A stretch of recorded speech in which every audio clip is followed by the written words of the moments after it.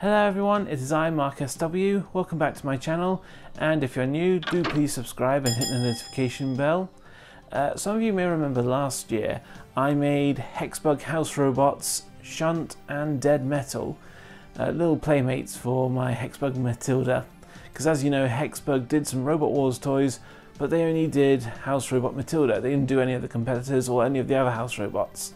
I said last year that I would also have a go at making Sergeant Bash. I would take another HEXBUG Matilda and transform her into Bash. And that's what this video is about, my video diary of me building a HEXBUG Sergeant Bash.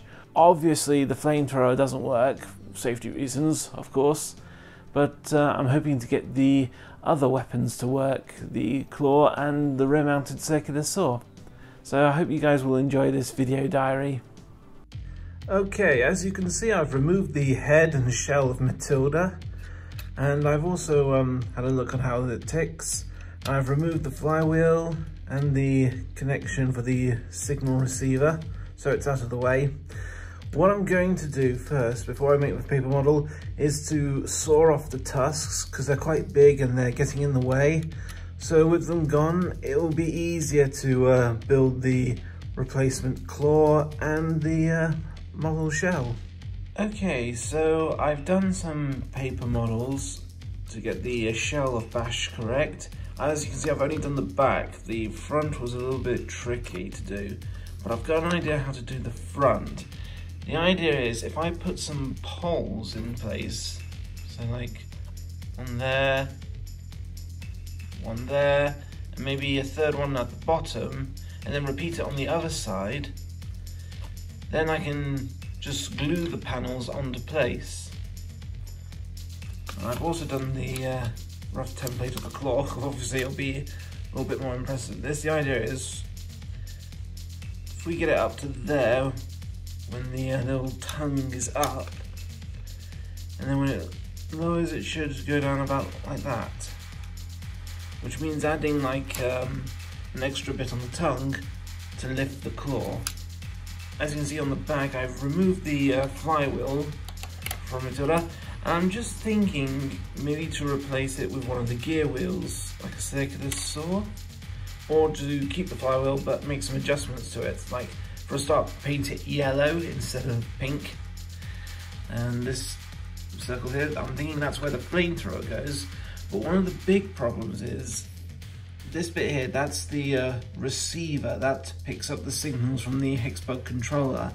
I need to position it in a way so it doesn't sort of interfere with the weapon. So, you know, if the wire, I don't want the wires getting chopped off. And I would like some room for the flamethrower, so I've got to decide how to position it. But I'm thinking might be able to position it at the front on the top panel. So I was thinking having like 1, 2, 3, 4, 5 panels theoretically, but the next step is to make a plastic version of this model and then find out how to attach the receiver. So here's a little advice if you want to customize a Matilda HEXBUG into another HEXBUG robot. The receiver is detachable, so you just unplug it. And then if you take out the screws, there are about 10, you can remove the top panel. So now you can see all the gears, the motors, the circuit board, and of course the attachment for the flywheel, which is now easy to remove, which is difficult with one hand. But you get the general idea. Here we go. So just got to be careful, you don't want to lose the rubber band. But then I can attach the gear wheel to it, so it looks like a circular saw. So that's a little handy tip if you want to replace the flywheel.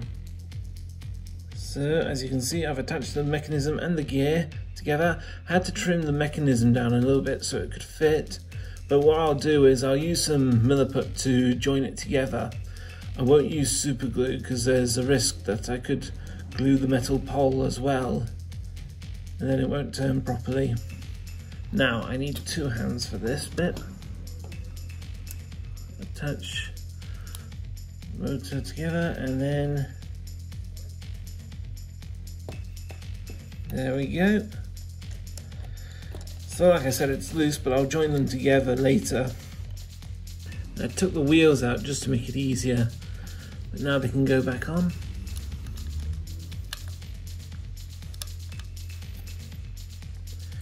And then the outer shell. Now I've got to screw it all back into place. So here's the update. It's now evening and I finished the 3 walls.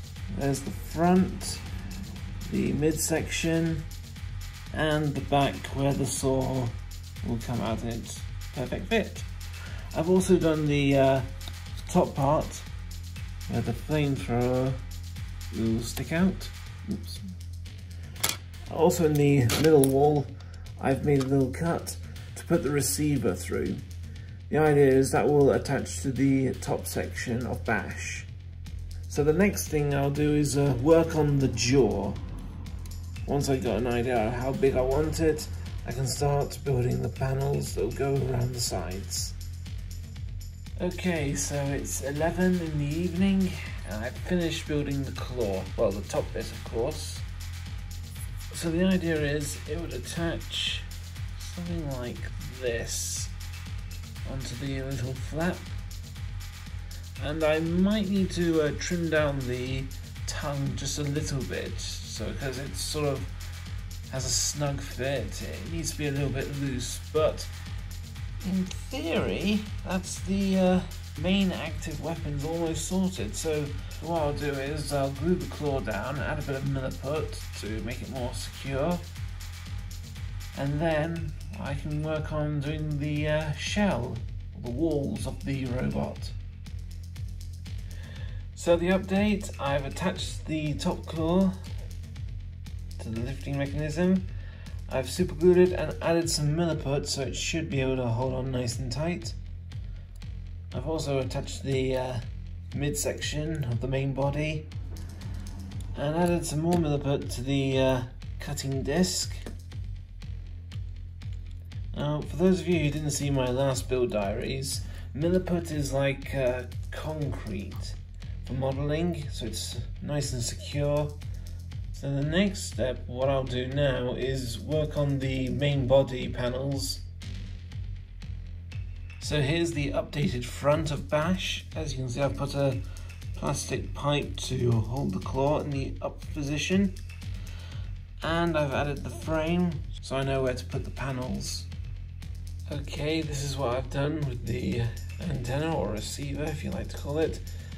I've made the top panel for the front.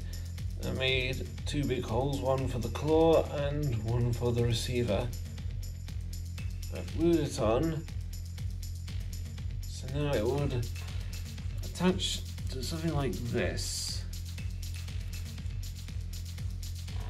And then I'll plug it back in, and then the moment of truth. Will it work? I'll only get one shot at this. If it doesn't work, I'll have to get another Matilda and sort of use its receiver, or just start all over again. Fingers crossed. Okay, so everything's now connected. I've glued the front panel on. I've put some new batteries in. So the moment of truth. And that works. Here goes.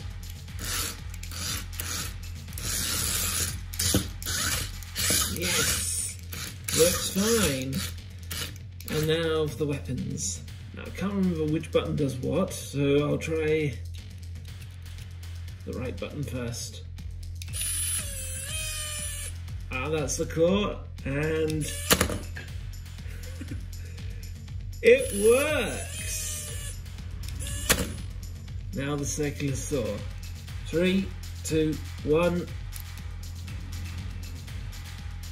Oh no, I think it's got a bit stuck. I'll try again.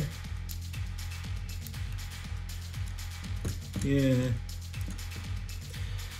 That was my concern, it would join the pole and make it difficult to turn. Oh well, never mind. The jaws have always been the primary weapon, and to be honest, they always use the second sword for decoration, so I'm not too bothered. A little disappointed that it didn't turn the way I was hoping to, but what the hey.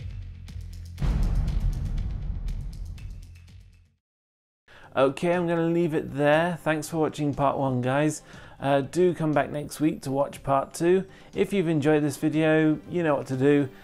Give it a thumbs up and be sure to subscribe and hit the notification bell so you know when I upload part 2. And don't forget you can follow me on my social sites, Facebook, Instagram and Twitter. On there I've uploaded some photos of how I built Bash, the various stages, and I hope to show you the final result in the next video though. So thanks for watching guys, and I'll see you next time. Over and out.